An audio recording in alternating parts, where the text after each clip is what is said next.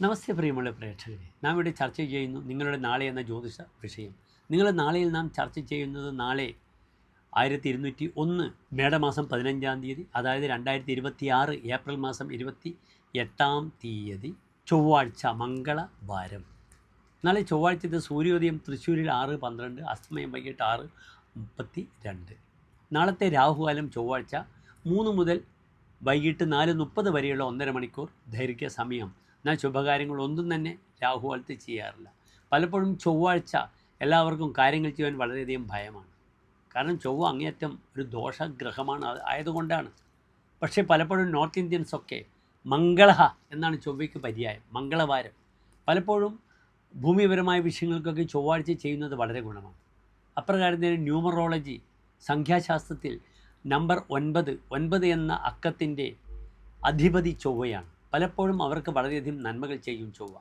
അതിനാലാണ് 9 date of birth ഉള്ളവരൊക്കെ 18, 9, 27 ഈ ഡേറ്റ് ഓഫ് ബർത്ത് ഉള്ളവരൊക്കെ തന്നെ ചുവന്ന വസ്ത്രം ധരിക്കുന്നത്.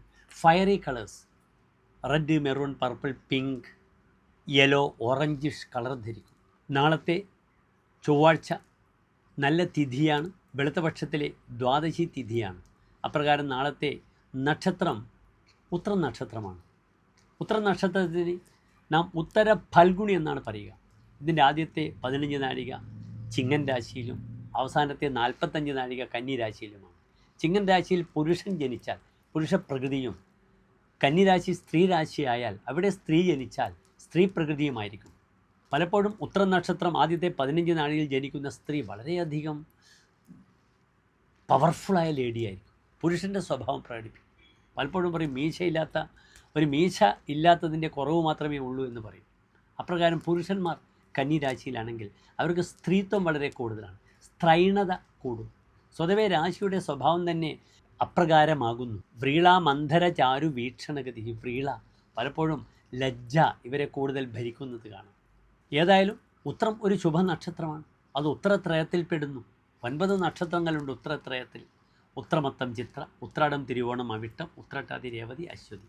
അതിനാൽ നാളത്തെ നക്ഷത്രം നല്ലതാണ്, തിഥി നല്ലതാണ്, ചൊവ്വാഴ്ചയാണ് എന്നതുകൊണ്ട് വലിയ ബുദ്ധിമുട്ടൊന്നുമില്ല. എൻ്റെ പ്രിയപ്പെട്ട പ്രേക്ഷകർക്ക് നാളെ 10:15 മുതൽ 11:15 വരെയുള്ള സമയം ശുഭകാര്യങ്ങൾക്കായി സമയം കണ്ടെത്താം. ആ സമയത്ത് ചെയ്യുന്ന കർമ്മങ്ങളെല്ലാം തന്നെ മംഗളമായി ഭവിക്കട്ടെ. നാളെ എൻ്റെ പ്രിയപ്പെട്ട പ്രേക്ഷകർക്ക് ഏറ്റവും നല്ലത് ആദിത്യ ഹൃദയമന്ത്രം ജപിക്കുന്നതാണ്.